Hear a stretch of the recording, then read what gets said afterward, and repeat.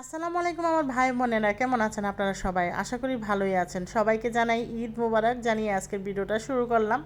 আজকের ভিডিওটা সকাল সকাল শুরু করে দিছি। এই যে দেখেন, তো আমাদের মতন গৃহিণীদের তো একটাই কাজ, সকাল হলেই শ্যামা চিনি রান্না করা। ঈদের দিনে আজ কিন্তু আমাদের একদম নিস্তার নাই। এই তো কাজে লেগে গেলাম গা। তো এই যে দুধটা ঝাল করে নিছি ঘন করে, এখানে ডানো ক্রিম দিয়ে দিয়েছি 60 টুকরা দুধের মধ্যে। ভালো করে দুধটা একদম ঘন করে জাল করছি, গুঁড়া দুধও দিছি। তারপর হলো পাউরুটি দিয়ে একটু ঘি দিয়ে ভালো করে ভাইজা নিছি। তারপরে এই যে দুধ এখন পাউরুটির উপরে দিয়ে দিলাম। আর এই দিকে হলো আমার বাচ্চাদের তো জানেনই, যারা আমার রেগুলার ব্লগগুলো দেখেন তারা তো জানেনই যে ব্রেকফাস্ট পাস্তা ওদের লাগেই ঈদের দিন। তো এই যে দেখেন নুরমণি রেডি হয়ে গেছে, সবাইকে ঈদ মুবারক জানাইছে, তো সাজাই দিছে আমাদের ইমাই সাজাই দিছে। তো আমি এদিক দিয়ে হলো বেলকনিতে আইসা পড়ছি, জামাত শেষ হয়ে গেছে গা। এবার ঘুম থেকে একটু দেরি করে উঠছি, উঠা দেখি 6টা বাজে গেছে। তাড়াতাড়ি করে সব নাস্তা টাস্তা তৈরি করে ফেললাম, যেহেতু জামাত একদম তাড়াতাড়ি দিছে, কারণ কুরবানি ঈদে তো জামাত একদম তাড়াতাড়ি। যে এই যে দেখেন এখন হলো আমাদের গরুটারে শোয়াইবো। আর এই গরুটারে শোয়াইতে গেছে কত মানে হয়রানি হইলো, সেটা আপনাদের সাথে শেয়ার করলাম। গরু একদম মানে বানতে নিচে দৌড় ফেরা চলে জায়গা গরু, এরকম অবস্থা। যাক, এই যে দেখেন এখন পাগুলো আগে ভাইন্দা নিতেছে। গরুর কিন্তু 4টা পায়ে কিন্তু ভালো করে ভাইন্দা নিতে হয়, তারপরে কীভাবে যিনি ওরাই শোয়ায়। তো সব কিছু দেখামো, এই যে দেখতে থাকেন। তো আপনারা কিন্তু চইলা যায়েন না, অবশ্যই যদি ভালো লাগে আমার ভিডিওটি লাইক কমেন্ট শেয়ার করে দিবেন। দেখেন গরুটা কিন্তু সুইটটা দৌড় দিবা লইছিল, তারপর আবার দৌড়া লাইছে।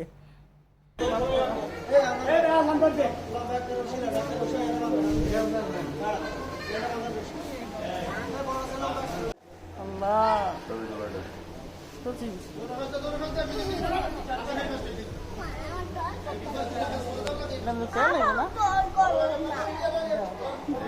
চলে তোর বিচে গিয়ে চালাবো।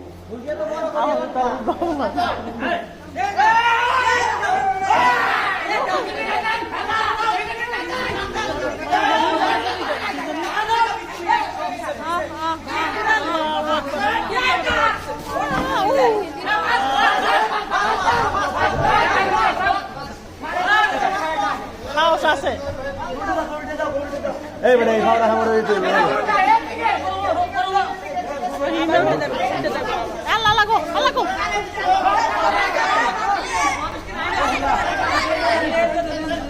একজন দেখতে না একজন দেখতে না। এই বেটা এদিকে বুঝবো এদিকে বুঝবো। এই লাঠি দিও না। আল্লাহ এই দেখেন আমার বেটাটা মানে দাঁড়ায় রয়েছে, দাঁড়ায় দাঁড়ায় দেখতেছে। ও কিন্তু দীর্ঘ 6-7 দিন গরুর বাজারে একে টানা ডিউটি কইরা ওর অবস্থা একদম খারাপ, কারণ যেহেতু ওই ডাক আনছে গরু বাজারের, এই জন্য ওর তো ডিউটি করতেই হবে। এই যে দেখেন রাত দিন 24 ঘন্টা ডিউটি করে চোখের নিচে কালি পড়ে গেছে। আমি কিছু একটু ঘুমাও কাজ যাও। আর এই দিতে হলো আমার জামাইয়ের জন্য, তো আমাকে স্পেশালভাবে রান্না করতেই হবে, যতই হোক বাবুসি দিয়ে রান্না করুক। আপনাদের ভাই আবার আমার হাতে কষা কষা মাংসটা খুবই পছন্দ করে, এই জন্য ওর পছন্দের মতন কষা কষা মাংস রান্না করে দিলাম কুরবানির। তো এদিক দিয়ে হলো আবার এই যে খিচুড়ি রাঁধছে 1 ডেক, আর 1 ডেক গরুর মাংস রাঁধছে। তো যারা যারা গোস্ত নিতে আসছে তাদেরকে কিন্তু খাওয়াই দিতেছে। এই সিস্টেমটা কিন্তু আমার জামাই করছে, খুবই ভালো হয়েছে, আমার কাছে খুবই ভালো লাগছে। তো যাদের আইছে তাদেরকে কিন্তু খাওয়াই দিছে এবং গোস্ত বিলাই বিলাই দিয়ে দিতেছে। এই যে আমাদের কুরবানির গোস্ত এই যে এখানে কাটাকাটি হইতেছে। তো এই তো আমার বাসুর দেবর সবাই মিলে কিন্তু সবাই একসাথে আমরা কুরবানি দিচ্ছি। আলহামদুলিল্লাহ আমাদের কুরবানিটা সম্পূর্ণ হয়েছে। তো এদিক দিয়ে হলো বুড়ি বুড়ি নেওয়ার জন্য 2টা লোক এখানে লাগাই দিছে, যে ওরা একদম পরিষ্কার করে বুড়িটা তারপরে ধুয়ে নিতেছে। আর এদিকে হলো তো গরিব মানুষ আসতেছে আর বিলাইতেছে, আর এদিকে কাটাও হইতেছে। তারপর হলো আবার 3 ডেক রান্না বসাই দিছে, কারণ আমাদের ঘরের জন্য তো একটু রান্না করতেই হইব। তার জন্য এই যে এখন আমরা কিন্তু একবারে রান্না করে তারপর ফ্রিজে রেখে দিই, তারপরে খাই। কিন্তু একবারে গোস্ত কিন্তু রান্না করলে সেটাই কিন্তু মজা, কিন্তু ফ্রিজে কাঁচা গোস্ত রাখলে কিন্তু সেটা মজা না। তো এই সিস্টেমটা কিন্তু অনেক আগে থেকে আমরা করি। তো এই যে এখানে 3টা ডেক 3টা ডেক রান্না করতেছি। তো এটা করলে না তরকারিগুলো একদম ফ্রেশ থাকে, যখনই মেহমান আসে ঠাস ঠুস করে একদম বের করে গরম করে তারপর দেওয়া যায়। এটা কিন্তু অনেক আগে থেকে আমরা এই সিস্টেম করে রাইখে দিই, কাঁচা মাংস রাখি না।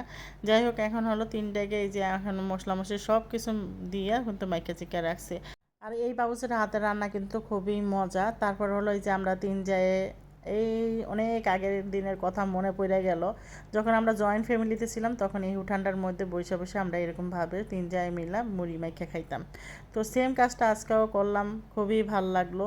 তো এদিকে হলো এই যে দেখেন এখানে জয়ে বাড়তে বাড়তে একদম অরান হয়ে গেছে, সবার খাওয়া শেষ, সবাই বিদায় হয়ে গেছে। আলহামদুলিল্লাহ আলহামদুলিল্লাহ আমাদের কুরবানি দেওয়াটাও সম্পূর্ণ হয়েছে। এই যে দেখেন এখন হলো আমাদের বাড়িটা আপনাদের সাথে শেয়ার করতেছি। এই জায়গাটা দেখলে একদম অনেক আগেকার কথা মনে পড়ে যায়, যখন আমরা জয়েন্ট ফ্যামিলিতে ছিলাম। এখানে কত সময় কাটাইছি, আর এখন যার যার রুমে একদম বন্দি জীবন। এই যে এখানে হলো আমার দেবরের বাড়ি, আমার বাড়ি এবং আমার ভাসুরের বাড়ি, সবার বাড়ি কিন্তু আপনাদের সাথে শেয়ার করলাম। তো আজকের মতন এই পর্যন্ত, সবাই ভালো থাকবেন। আল্লাহ হাফেজ।